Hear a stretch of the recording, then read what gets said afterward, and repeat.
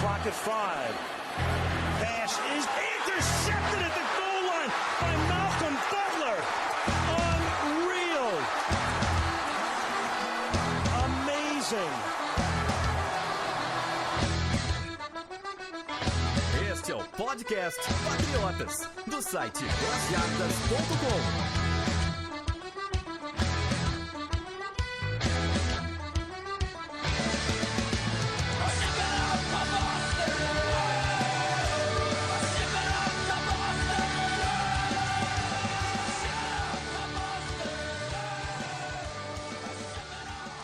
Sejam todos bem-vindos ao podcast Patriotas número 27. Como que você tá, Sidney? Tudo bem, Felipe? Boa tarde, boa noite, pessoal. Na verdade, boa tarde, boa noite, bom dia. A gente não sabe que hora que o pessoal depende vai do ouvir, pessoal né? vai ouvir, né? Então, um abraço pra todo mundo. Fala, tipo, sei lá, oi. É mais fácil. Olá, galera. Olá, dependendo do horário que você esteja. Bom, gente, chegamos ao podcast 27. Vamos falar do jogo 2, que aconteceu no sábado, Patriots e Saints. Antes de começar a falar sobre isso, vocês já sabem, a gente tem alguns recadinhos pra dar. O draft do Fantasy Patriotas. Galera que tá lá nas 3 ligas, o draft é nesse domingo, não se esqueçam. Eles lutaram aí com unhas e dentes pra entrar na liga, não vai esquecer do draft, que senão já dá pra jogar fora a temporada, hein, galera? Fiquem espertos. A gente vai avisar em Twitter essas coisas chegando mais perto do dia pra ninguém esquecer. Mas a gente vai fazer o draft ao vivo, as 3 ligas no mesmo horário. Então, preparem lá e eu quero ver. Será que todo mundo que for fazer a primeira escolha vai pegar o Brady, cara? Eu tô curioso pensando nisso. Tem que ver se o pessoal é mais torcedor ou mais analista nessa hora aí. Vai ser uma boa resposta aí, como é que o pessoal pensa no Fantasy. Cara, pegar o Brady e ele estiver fora desses 4 jogos aí é um probleminha também pra resolver aí, cara. Tem que ter um outro QB bom. Vamos ver o que vai sair lá. Então, galera, de novo, não se esqueçam, neste domingo, draft ao vivo das ligas do Patriotas. Sidney, antes de a gente entrar no nosso assunto, a gente tem várias trocas aí, vários machucados, teve uma mexida aí, principalmente no grupo de receivers, né?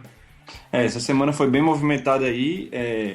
O pessoal que já acompanha já sabia que o Brian Timm estava machucado, estava sendo poupado dos treinos e dos jogos.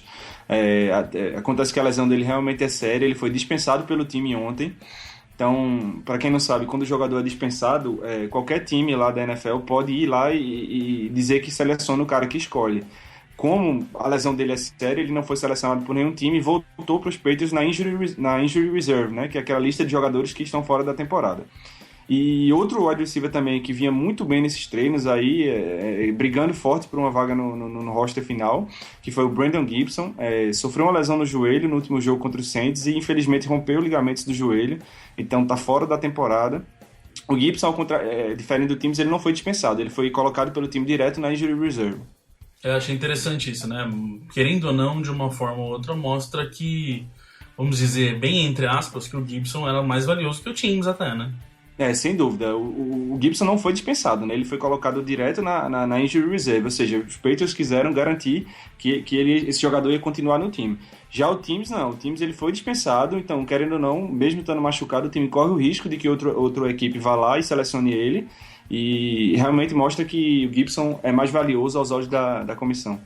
E aí se já não bastava todos esses 2 jogadores se machucando, e o nosso 53 lá, os receivers, já terem mudado tudo, o Bill Belichick vai e traz o Red Wayne dos Colts por 1 ano, 3 milhões. Estão dizendo que pode ser um pouquinho menos, pode ser um pouquinho mais, mas por enquanto a notícia é de 3 milhões. E já tá bombando a internet com isso, vai usar a camisa 15, vai mexer mais ainda nessa história, hein, Sidney? O Red Wayne, ele vem para brigar por vaga, né? Assim, é difícil você dizer que ele tem garantia no 53, mas tudo indica que sim. Ele é um jogador extremamente talentoso, né? Teve uma carreira brilhante na NFL. Ele é um jogador tão interessante assim que, apesar de toda a rivalidade entre Patriots e Colts, ele não é um jogador odiado pela torcida dos Patriots, como era, por exemplo, o Peyton Manning. Ele era um jogador muito respeitado. Infelizmente ele vem para cá no final da carreira, né? Mas ainda assim, pode ser que ele consiga um ano produtivo aí, se estiver em forma, e pode ajudar. Eu vi muitos torcedores comentando, mas ele já tá em fim de carreira, tá velho e tal. Mas uma coisa que a gente viu, a gente até deu no Twitter hoje, que eu achei interessante, é que diz ele que o ano passado inteiro ele jogou machucado, né, cara? Ele jogou da temporada, da semana 1 até a semana 17, ele não tava bem. Então isso pode mostrar que ele tem a gás mesmo ainda no tanque, né? E mesmo machucado a temporada inteira, ele conseguiu 779 jardas de recepções, né? É um número respeitável.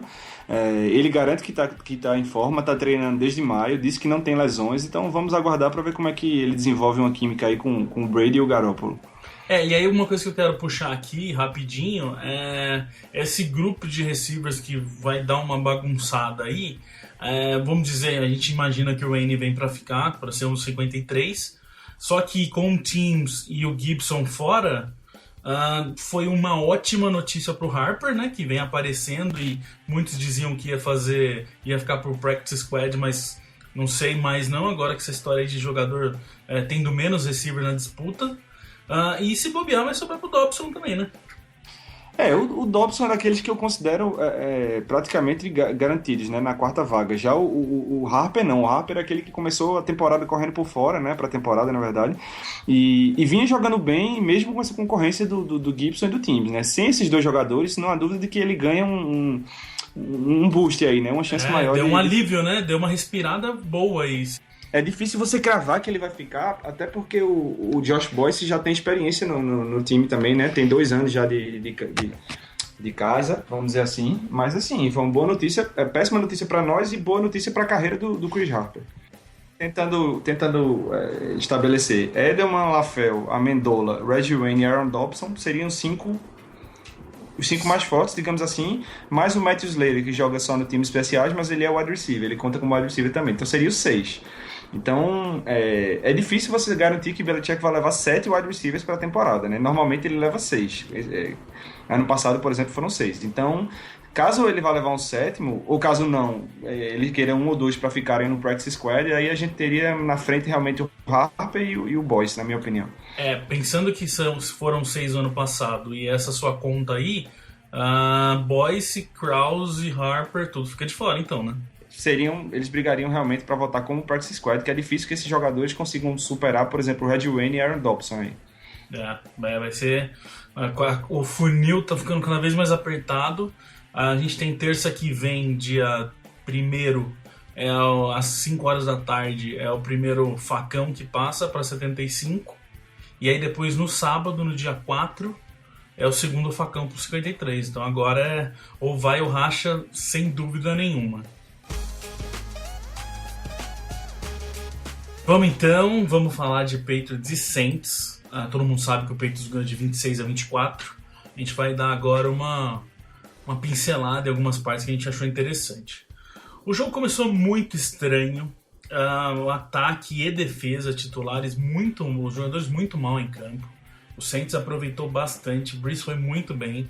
Fez 8 de 10 passes, 159 jardas e 2 touchdowns. McCory entrou em campo como corner e não conseguiu render. Foi um desastre esse começo de jogo para os Patriots. É bem aqueles jogos que acontece, sempre tem um jogo por ano que acontece nos Patriots esse jogo, que dá um apagão, e espero que o nosso desse ano tenha sido esse da pré-temporada, porque foi um apagão mesmo. Vamos entrar por posição aqui, falar algumas posições que a gente acha interessante, Sidney. Eu vou começar com receivers. Mais um bom jogo do Chris Harper, né, cara? Mais um jogo excepcional do Harper, muito bem, inclusive foi dele, né, o touchdown de passe do Jimmy Garoppolo. Ele e o Brandon Gibson foram os 2 destaques para mim no ataque. Infelizmente o Brandon Gibson está fora da temporada por lesão, porque ele vinha brigando forte aí por vaga. O Chris Harper tá na luta ainda, mas assim, a parte dele ele tá fazendo, né? Dentro de campo você pode até questionar que ele tem aparecido geralmente contra os reservas, né, nesses 2 amistosos. Mas a chance que ele tem é de jogar contra esses caras. Se ele fosse mal aí, você já descartaria. Ele tá indo bem, ele tá cumprindo, né, a parte dele e vai botar uma pulguinha atrás da orelha aí do Belichick. A gente até falou no Twitter na hora do jogo que era a grande chance dele, eu acho que era esse jogo, né? Porque o Boyce foi mal no primeiro, a gente vai aproveitar já falar nisso também, nem entrou nesse segundo jogo, a gente não tem informação nenhuma dele de estar machucado, alguma coisa assim, ao que parece não quiseram pôr ele em campo mesmo. Pegaram o jogo e falaram pro Harper, né? Vai lá e mostra o que você pode, porque ele entrou em basicamente todos os snaps, jogou o jogo inteiro, e foi também o retornador de kickoff e punch. E como a gente sempre fala, né? Vamos entrar nessa história de novo. O Belichick preza muito isso. E ele, cara, até foi eu que coloquei no Twitter lá, falando que nesse começo do jogo que tava enrolado, que não saía nada, eu imagino o desespero dele, né, cara? Ele tendo a oportunidade e o ataque não conseguindo funcionar. Mas depois que funcionou, ele conseguiu aparecer, e eu acho que ele aproveitou a oportunidade dele assim muito bem. Você falou certinho. Ele tá fazendo o papel dele, cara. Ele tá fazendo o que ele pode fazer, recebendo bola, aparecendo, se desmarcando, retornando punch, retornando kickoff. Teve um punch que ele retornou bem pra caramba também, avançou várias jardas. E acho que agora é depender de, infelizmente, igual a gente comentou aí, dessas mudanças dos receivers. Acho difícil ele entrar numa vaga aí no 53. Mas, o cara tá fazendo um puta de um trabalho e eu acho que é o jogador que eu mais tô empolgado nessa pré-temporada. E essa questão dos retornos aí pode ser a porta de entrada, né? Porque a gente sabe que o Julian Edelman ele só retorna punts, ele não retorna kickoffs. O retornador de punt ano passado foi o Amendola, que foi bem, mas não foi nada excepcional assim nos retornos. Então, se ele mostrar serviço aí, o Belichick pode encaixar mais um wide receiver aí no 53, porque um retornador bom é muito importante na NFL, né? Ele coloca o ataque em posições melhores, né? Digamos assim. Então, quem sabe essa é a porta de entrada para ele. E pra você ver como a NFL é maluca, né, cara? Até sábado, a gente ia... Se não tivesse acontecido, se o Brandon Gibson não tivesse machucado, e a gente sabendo hoje do Red Wayne, a gente ia estar falando que o Gibson com certeza ia estar muito forte para conseguir uma vaga, o Harper também, só que daí passa 2 dias e muda tudo na NFL, né, cara? Muda tudo. E às vezes a gente também se empolga com o jogador por os 2 jogos da temporada regular e essa avaliação que eu falei de ele estar indo contra os reservas, que a gente considera que ele está indo bem, pode ser que o Belichick considere que não é bem o suficiente, levando em consideração contra quem ele está jogando, né? Ele teria que brilhar mais ainda, né? Pode ser que o Belichick esteja jogando. Ele está indo razoavelmente bem, mas quando for contra os cornerbacks titulares, ele não vai jogar e a gente aqui achando que ele está bem. Então passa muito pela avaliação do Bill também. Continuando em recebedores, Sidney, vamos falar dos tight ends. Eu quero falar uma coisa aqui já, que eu tô bravo. E, cara, é um jogador que eu gosto, que eu sempre quero que ele vá bem, mas ele não... Ao contrário do Harper, ele não tá aproveitando. Huma Nawanui, cara. Ele tá tendo uma oportunidade gigante, porque o Gronk e o Chandler Jones não estavam jogando. Ele entrou nos 2 jogos, tanto do Packers quanto do Saints. Ele entrou com um ataque titular, recebendo bola do Brady. Nos 2 jogos, o Brady procurou ele, lançou a bola pra ele, só que ele dropou nas 2 vezes, cara. O Huma realmente é um dos jogadores que não tem aproveitado bem a chance que tá tendo, a grande chance, como você falou, os 2 tight ends que a gente tem certeza que... E o Beckett tá machucado também, aproveitando, te cortando aí, desculpa, mas só pra lembrar. Ele também não tá com o Beckett na disputa, cara. Dois titulares e um outro tight end aí do elenco estão fora e essa é a chance que qualquer jogador quer, né? Feito uma analogia que a gente acabou de fazer com o Chris Harper, que está aproveitando ausências aí. O Huma não conseguiu. Ele tem uma limitação que a gente já conhece, que ele é um tight end que ele é efetivo basicamente bloqueando. E tight end, a gente sabe, é uma função extremamente difícil de se jogar, porque o jogador tem que fazer 2 coisas, né? Tem que jogar um pouco de linha ofensiva, bloqueando para a corrida, e tem que ser bom recebedor. Então, eu acho assim, no dia que os Patriots arrumarem um terceiro tight end de confiança aí, como a gente até já falou em podcast, né? Que consiga bloquear razoavelmente bem e receber, eu acho que o Huma vai ser o primeiro a sair. Não, e aproveitando, o Beckett não tá jogando, e o Beckett é o cara que a gente falou já até em alguns episódios, que ele sabe pegar a bola. Que a grande chance dele era aprender a bloquear bem. Ele machucou aí e tal, parece que ele voltou hoje pro treino, e deve jogar, se colocarem ele vai estar apto pro jogo de sexta-feira.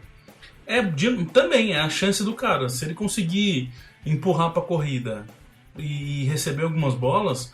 Já pode tomar o lugar do Huma Nawanui, porque ele realmente bobeou nesses 2 jogos, cara. É uma pena. Pode ser que fique, lógico, mas, cara, eu acho que assim, eu tô prestando atenção dele nos jogos, ele não tá conseguindo evoluir como ele deveria. Um outro cara aí sobrou pra um outro cara ainda, né, cara, que é o Mundine aí. E aí esse aí até conseguiu aparecer bem, né, cara? Ele participou bastante do jogo, principalmente depois que o time considerado titular, né, saiu de campo. Ele inclusive recebeu passes do Jimmy Garoppolo e tal. É difícil, né? Ele precisa escalar uma montanha, digamos assim, para entrar nesse roster. Quase porque que literalmente, né? Porque o tamanho dos caras, ele quase tem que escalar os caras. Ano passado, os Patriots levaram 3 tight ends pro roster final, e esse ano já temos 2 garantidos, né? Que são Gronk e Chandler. Então, estariam em tese aí Ruma Nawanui, Jake Beckett e o Mundine brigando pela terceira vaga. Eu acho que dificilmente ele fica no elenco, a não ser que ele consiga, nessas últimas 2 rodadas aí, fazer jogos, assim, espetaculares. Mas eu acredito que ele não fica entre os 53. E aí, aproveitando que a gente está falando de bloqueios também, vamos falar da OL. A gente não tem muito o que falar dele, só o Solder voltou, participou do jogo.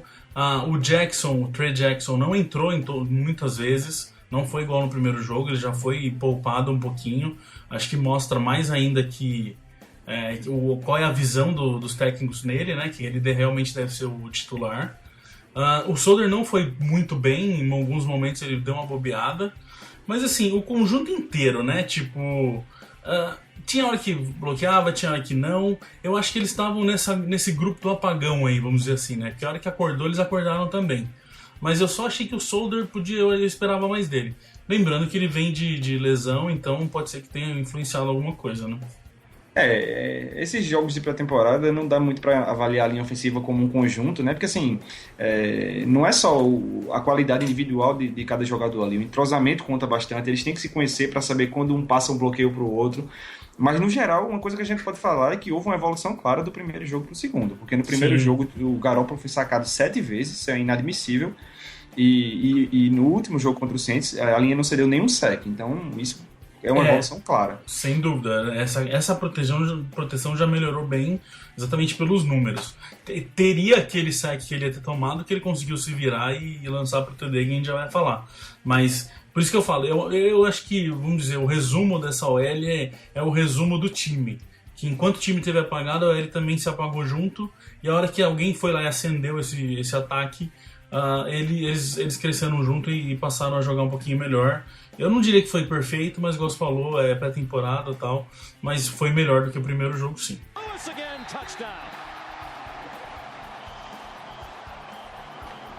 Falando das corridas, Sidney, a gente a gente acabou de falar de OL.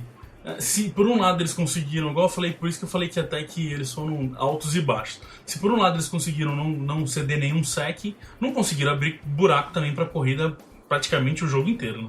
Praticamente o jogo inteiro, e as poucas jardas conseguidas assim, em corridas foram mais méritos dos running backs do que da OL propriamente dita, né? Porque eles tiveram que desviar de tackle, quebrar tackle e sem muitos corredores livres para correr. Assim, o que se pode dizer é que o Blount, o LeGarrette Blount e o Jonas Gray, né, que são os 2 principais corredores ali pelas trincheiras, não foram bem, também porque são jogadores que precisam de espaço, né, da linha ofensiva, né, para conseguir correr.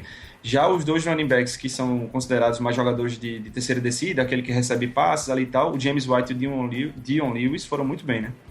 O White, segundo jogo bom dele, então assim, quando a gente fala essa questão de aproveitar o momento, ele está aproveitando o momento sem dúvida nenhuma. Os 2 jogos ele foi muito bem, apareceu como um dos principais receivers, um dos principais running backs. E aí o Dion Lewis, que foi muito bem, né, cara? Não só recebendo passe, correndo, o touchdown, ele, como você falou, ele escapou de todo mundo ali para entrar na endzone. E ele foi muito bem bloqueando, cara, que é o principal aí, vamos dizer, a principal, óbvio, depois de correr, de avançar, a segunda principal função desse cara é segurar ali o bloqueio. E muitas vezes ele foi e deu a cara para bater e conseguiu segurar o blitz que vinha, o DL que escapava. E isso foi muito importante para ele, né? Exatamente, e muita gente esquece que esse running back da terceira descida não só está ali para receber passes, né? Muitas vezes ele não sai em rotas, porque quando o quarterback identifica alguma blitz, ele segura o running back ali para que tente garantir mais 1 ou 2 segundinhos ali para ele para conseguir o passe. E o Dion Lewis foi muito bem, foi sólido realmente na proteção do quarterback. Mudando de lado, Cid, vamos para a defesa, vamos falar do front seven, cara. Sheard, de novo, também é outro cara que segundo jogo que entra bem, mostra, ele consegue aparecer no jogo, e eu diria o mesmo do Jones, do Chandler Jones, que como tem estrela, como é ágil, como consegue, ele pula na frente da tela, né, cara? O Chandler Jones, você consegue assistir o Chandler Jones basicamente toda a jogada que ele tá lá, cara. O Chandler Jones ele jogou praticamente nada nos 2 jogos, participou do iníciozinho do jogo, mas foi o suficiente para você ver que ele foi dominante na linha de scrimmage. Ele deu muito trabalho para os tackles lá, tanto do Green Bay na primeira semana quanto do New Orleans nessa última. E eu só torço para que ele consiga uma temporada inteira saudável, porque desde que ele entrou na liga em 2012 ele não conseguiu completar 16 jogos. E mesmo assim, em algumas temporadas ele teve um número bem expressivo de sacks. E o Jabal Sheard promete muito para essa temporada, uma das melhores contratações da off-season até agora. Está mostrando, inclusive jogando contra linhas titulares no início do jogo dos Packers e dos Saints, que pode ser um pass rusher ali bem efetivo. A única questão é que assim, eu acho que contra o Packers o grupo, o conjunto em geral do front seven foi melhor. Porque teve Michael Brown que apareceu mais, o próprio Weasley, ele conseguiu jogar melhor contra o Packers do que contra esse jogo. Ele foi testado como defensive end agora contra o Saints e não rendeu tanto, às vezes até por isso, né? Acho que quiseram testar até onde ele pode ir e meio que deu pra descobrir que o negócio dele é mais pro interno mesmo, né? Pré-temporada é uma boa oportunidade para isso também. O Belichick deu uma entrevista essa semana falando que é uma hora de você usar jogadores em posições que não são as principais deles, porque você nunca sabe quando essa necessidade pode aparecer durante a temporada, por uma contusão, uma suspensão, alguma coisa do tipo. Então ele quer saber até onde ele pode colocar aquele jogador, né? E o Weasley não foi muito bem realmente de defensive end, mas nos snaps dele de defensive tackle ele mostra que está recuperado realmente das sérias lesões que teve nos joelhos. E lembrando que a gente comentou no episódio semana passada, é basicamente o que eles fizeram com o Grissom também, né? O Grissom entrou em várias posições, é muito isso mesmo para ver até onde o cara pode ir e o quanto ele agrega se ele ficar nesses 53 finais. De linebackers, Jonathan Freeney aparece muito bem quando o ataque vai correr, só que quando vem passe ele dá uma pipocada ali, né? Ele é um jogador deixa eu te cortar, é o próximo... Brandon Spikes? É cedo pra dizer ainda, até porque eu acho que o Spikes era mais dominante do que ele tem sido contra o jogo terrestre. Em compensação, contra o passe, Spikes era a mesma coisa que você ter um cone ali marcando os talentos adversários. Um cone cabeludo. Tem uma vantagem que o Freeney tem, né? Além de ter ido bem contra o jogo terrestre, é que ele tem várias lesões acima dele na linha de linebackers, né?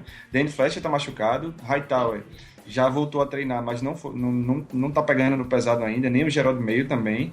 Então, o Freeney pode ser que consiga uma vaguinha no elenco aí como um seguro, caso esses 2 jogadores que estão voltando de contusões sérias não consigam engrenar logo de cara na temporada. Sem dúvida. E continuo falando, acho que o nosso principal problema hoje é encontrar esse linebacker reserva que consiga suprir uma necessidade que a gente tenha de alguma lesão, alguma coisa assim. Eu também acho que o Freeney deve ficar por mostrar como eu vou dizer, uma predisposição a jogar bem contra o jogo terrestre, mas não porque ele é incrível, porque realmente a gente não tem muito o que pôr lá. Agora, Jamie Collins, que é o nosso querido, a gente sempre gosta de falar bem dele, como o James Collins é foda, como o James Collins joga bem. Esse jogo, pelo amor de Deus, Sidney, acho que foi o pior jogo dele nos Patriots. Foi o pior jogo dos Patriots e deu a impressão de que ele estava displicente em campo, né? Quase que não estava se esforçando o suficiente, que não estava levando a sério por ser um jogo de pré-temporada. Mas ele cedeu 2 longas recepções para running backs que ele estava marcando. Lembrou até um pouco aquele final do Super Bowl, né? Que ele cedeu uma longa recepção para o Marshall Lynch ali, que a gente quase arranca os cabelos aqui assistindo.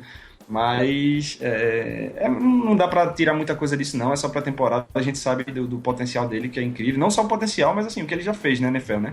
Então acredito que não dá pra ter muito, assim, se assustar demais com esse desempenho, não. Mas eu tenho certeza que ele tomou uma bela cagada nesse jogo. Sem dúvida, a bronca foi grande. Pra largar a mão de ser besta, porque os tackles que ele errou ali era, tipo, ele abraçava o cara, mas é meio isso que você falou, não ia com força, parece.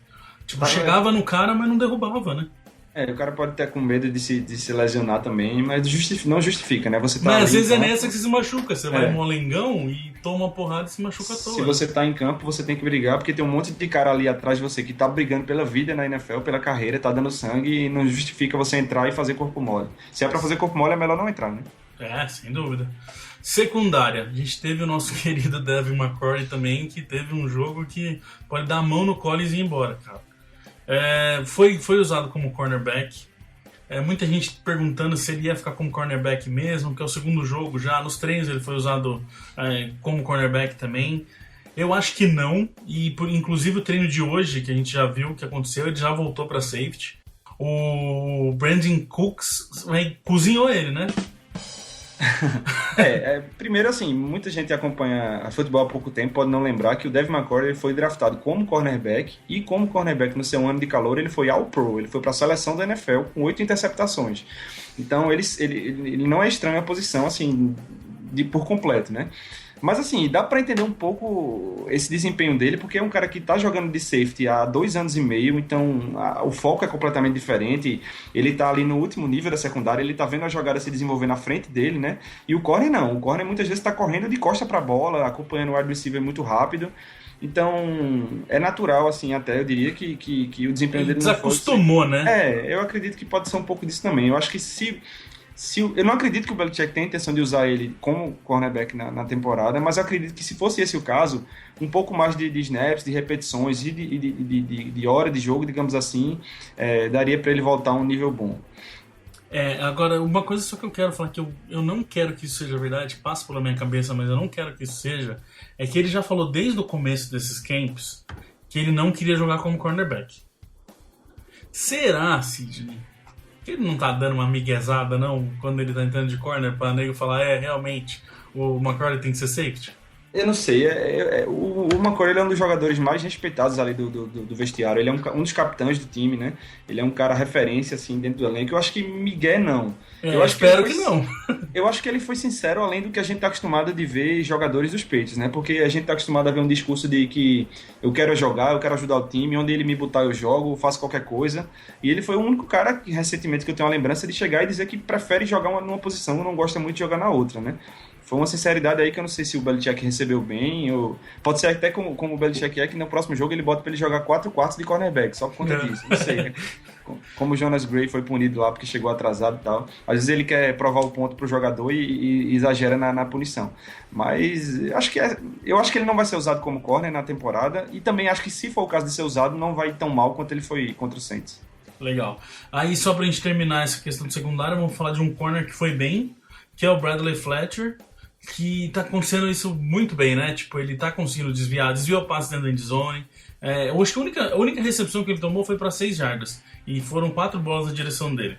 Foi um belo de um trabalho, né? O Fletcher, ele não é o cornerback que tá se destacando mais nos treinos, assim. O Butler e o Terrell Brown estão na frente dele, digamos assim, mas é sempre importante quando o jogador vai dar a resposta, né? De 4 bolas lançadas na direção dele, ele só cedeu uma recepção, e mesmo assim para 6 jardas, você pode dizer que foi um desempenho muito bom. Eu acredito que o Fletcher vai estar entre os 53, mas não vai ser titular. Eu acredito que a dupla, pelo que a gente viu até agora, vai ser Malcolm Butler e Terrell Brown. E pra fechar essa secundária, tem a notícia triste do Darryl Roberts, né, cara? Que machucou o pulso e deve ficar de fora da temporada inteira, cara. É uma péssima notícia, né? Não é confirmado que ele está fora da temporada, mas a notícia praticamente unânime é que a lesão é séria. A lesão ocorreu no jogo contra o Packers, né, na primeira semana. Ele foi tentar fazer um tackle no wide receiver dos Packers e a mão pegou de mau jeito, ele tem uma contusão no pulso. É uma pena porque ele foi draftado na 7ª rodada e vinha jogando muito bem nos treinos, assim, todo mundo vinha elogiando ele como calouro, estava se adaptando bem ao profissional. Vamos torcer que não seja um caso de perder a temporada, né? Vamos torcer que ele fique um tempo de molho, mas consiga voltar a tempo de contribuir.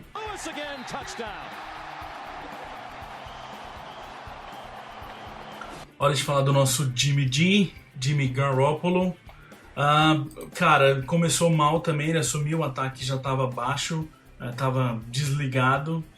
Os primeiros drives também foram mal. E aí alguém foi lá e acendeu esse ataque inteiro. E aí ele apareceu, e como apareceu bem nesse jogo, Sidney. 28 de 33, só 5 passes que não foi na mão de receiver, 269 jardas, 1 TD e 1 interceptação. Bom, o Garoppolo, gostei muito da atuação dele, foi uma evolução gritante em relação ao primeiro jogo, né? Ele estava mais seguro no pocket, segurou menos a bola, foi muito mais preciso nos seus lançamentos. Como você disse, ele só errou 5 passes, e se você for olhar detalhadamente, desses 5, 1 foi desviado na linha de scrimmage, 2 foram desviados por cornerbacks e estavam na mão estavam em condição do recebedor pegar. A única crítica que eu faço é na interceptação, porque ele lançou um passe muito longo numa cobertura dupla, então foi meio que uma responsabilidade assim. Mas é bom porque é pré-temporada e cada erro aí é uma oportunidade para ele aprender, né? Achei que foi uma evolução realmente muito grande, jogou como um quarterback de NFL, digamos assim. E a gente até falou também no Twitter durante o jogo, aquela hora que ele teve a oportunidade de, depois do fumble recuperado, dele pegar um drive para poder empatar o jogo, que era a chance dele também de mostrar para todo mundo que ele é um quarterback. E ele conseguiu, né, cara? O drive foi muito bom, ele foi acertando passes, foi trabalhando a corrida não estava entrando muito, mas ele foi acertando um passe aqui, um no canto, outro no canto, no meio, foi trabalhando ali aos poucos, abriu a defesa do Saints, e aí conseguiu essa abertura de acertando passes em vários lugares do campo. É bom que põe os safeties mais para trás e tal, e aí fez o espaço que o Lewis precisava para conseguir dançar ali e entrar pro touchdown. Então acho que foi o melhor drive dele nos Patriots. Se não for o melhor drive da carreira dele, de importância, com certeza foi o mais importante que ele conseguiu trabalhar, né? No primeiro jogo ele não conseguiu em nenhum momento estabelecer um ritmo de ataque, né? A linha ofensiva estava uma peneira, ele foi sacado 7 vezes. Como a gente falou, nesse ele teve uma proteção bem melhor e ele conseguiu realmente entrar no ritmo de ataque, né? Que às vezes o quarterback precisa acertar mais de um passe consecutivo para engrenar, digamos assim. E ele chegou a acertar 10 passes consecutivos, né? 10 tentativas consecutivas. Então realmente foi um alívio em relação ao desastre, digamos assim, que tinha sido o primeiro jogo.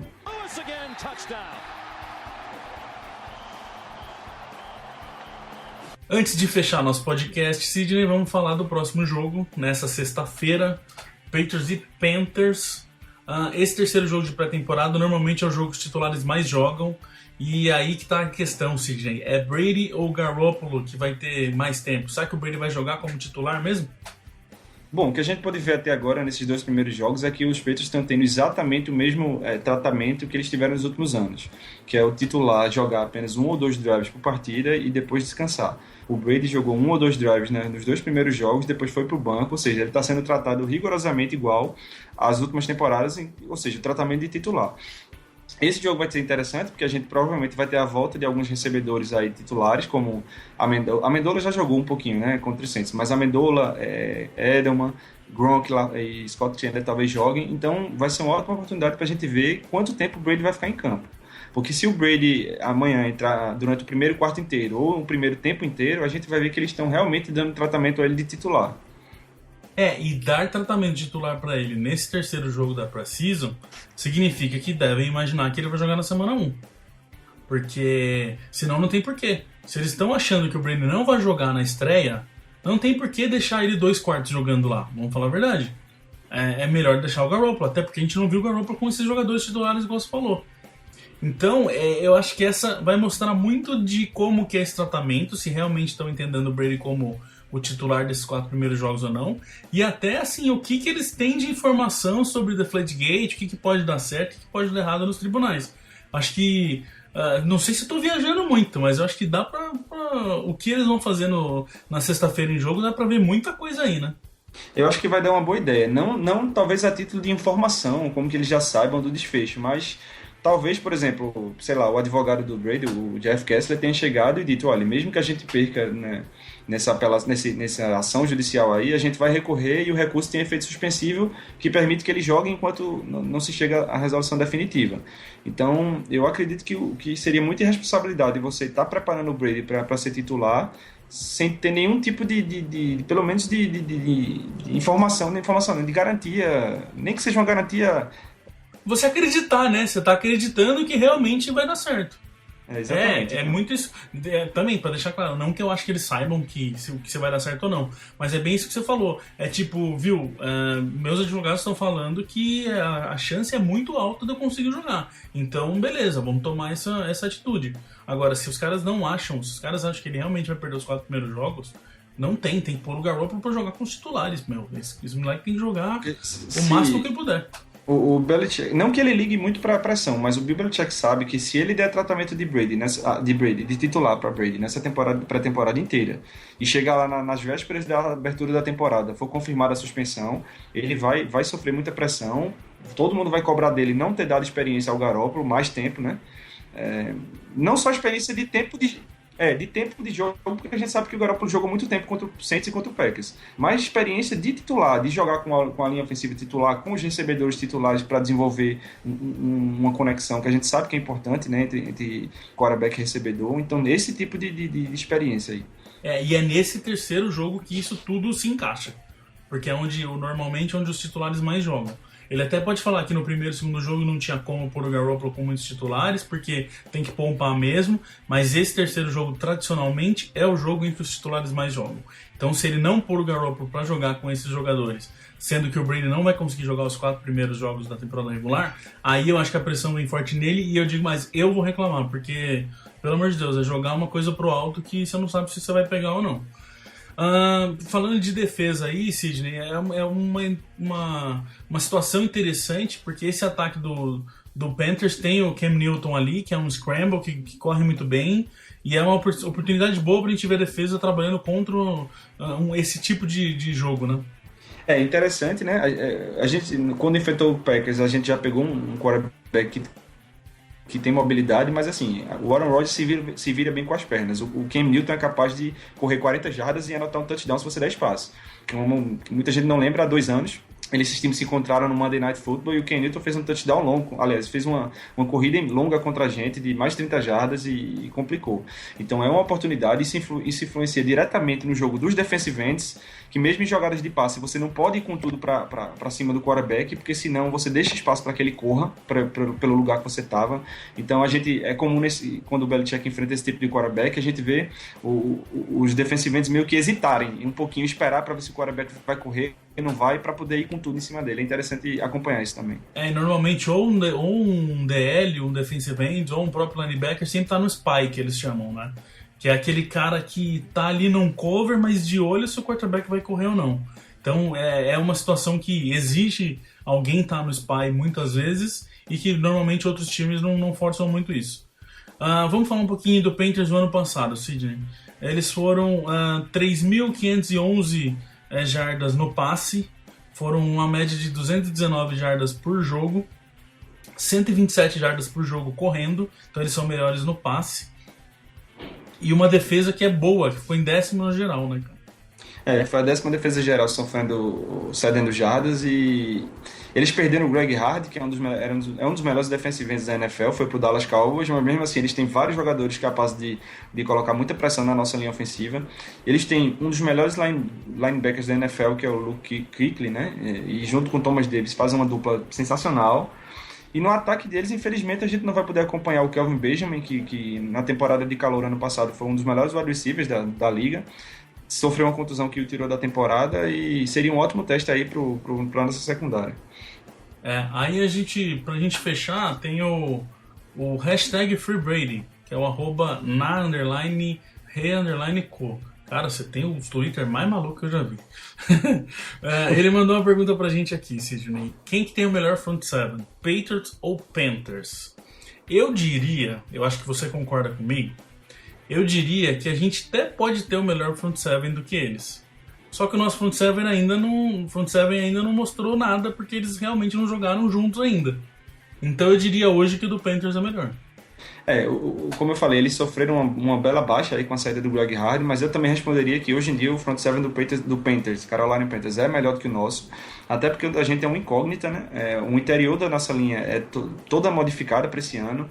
Temos jogadores novos nas laterais também para revezar com o Jones e o Ninkovich, então a gente tem uma grande expectativa, mas não dá para cravar. A gente não sabe como esse front seven vai se virar quando for para valer os jogos, né? Já o Panthers não, o front seven deles é estabelecido, a dupla de linebackers dele é sensacional, tá saudável, então eu responderia que o deles é melhor hoje. Eles têm mais milhagem do que a gente, né? Já que a gente tá falando desse front seven, Sidney, deixa eu aproveitar aqui que o Fernando Lino, que é o @FernandoHLino, ele mandou também uma pergunta pra gente.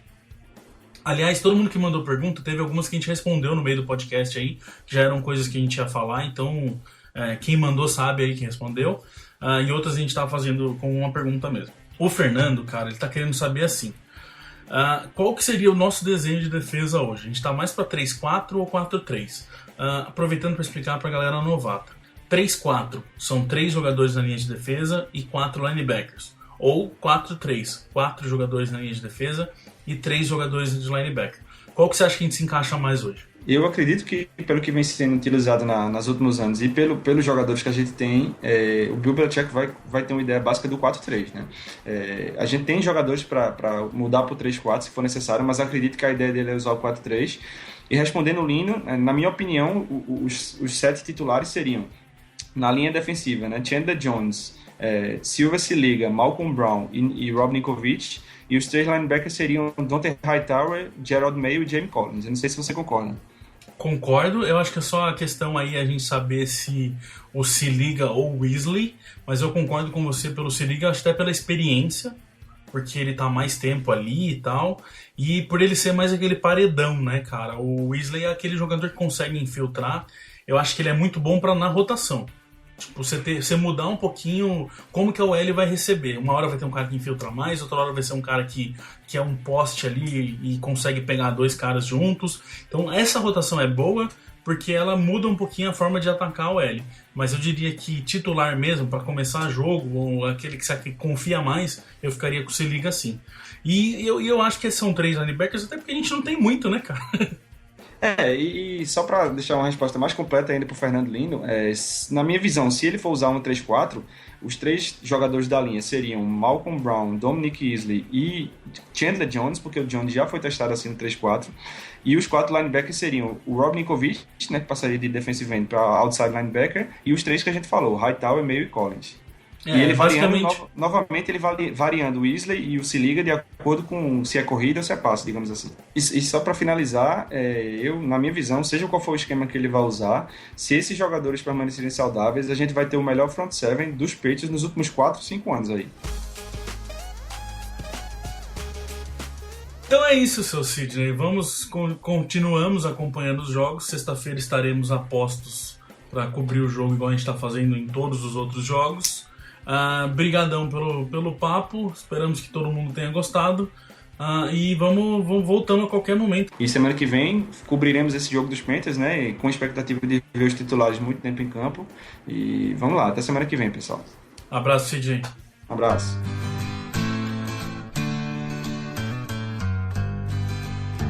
We love our New England Patriots and the way that they play as a team.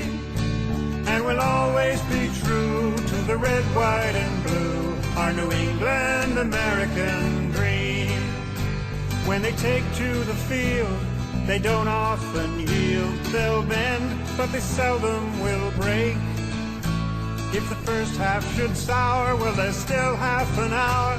They'll ignore every bruise, every ache, and they'll pull it all out at the end of the bout. If it's close and the game's getting scary, if the offense can't score with a few seconds more, then we call it